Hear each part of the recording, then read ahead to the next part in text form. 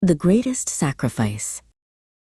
The greatest sacrifice in faraway Bhavanipur lived Jayadev, a rich merchant who had 3 sons named Jayapal, Vijaya, and Jaya. These 3 sons were great personalities in looks and intelligence and were admired and respected by everyone. Every evening, the 3 brothers went horse riding, and they always saw to it that they passed the king's palace in the hopes of catching sight of the beautiful princess, to whom all 3 had lost their hearts. Jayadev sent for his sons one day and told them that for generations it had been the unwritten rule in the family that every son on reaching manhood should go out in the world for 1 whole year. And on returning, each son had to bring something unique. The sons touched their father's feet in reverence and said they would set out on their journey the following day. Next morning, they rode off, and towards the end of the day, they came to a small town.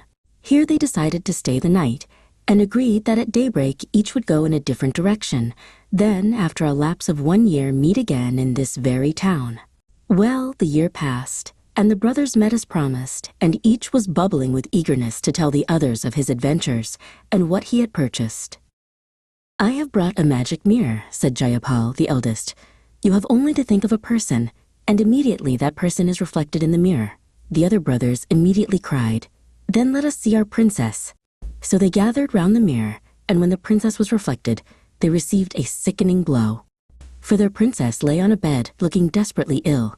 At her side sat the king and queen, both aged with sadness.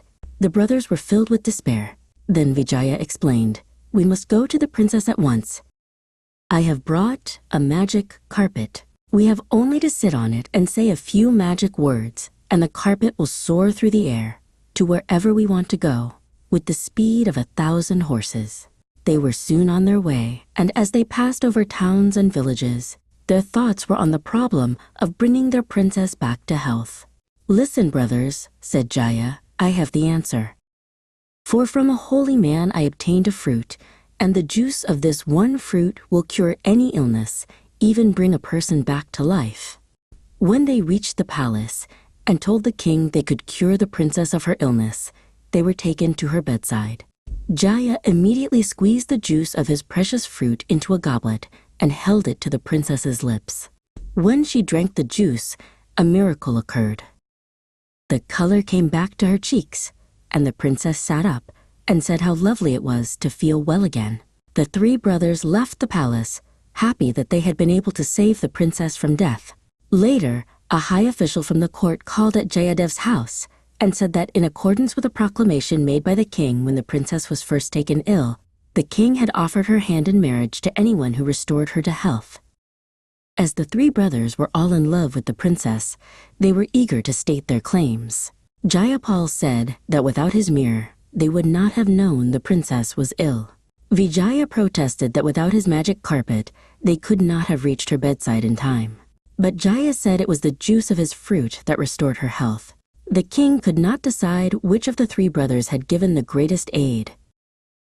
His ministers were not much help either, so it was left to the princess to decide. The princess pondered for a while, then said, "All the brothers love me, and each help towards my recovery. But whereas Jayapal and Vijaya still have their mirror and carpet, Jaya willingly gave his solitary fruit for me. So he made the greatest sacrifice, and willingly I will marry him." In due course, Jaya and the princess were married at the palace and spent their lives in perfect happiness. Moral: true sacrifice is giving up what is dearest for the good of others.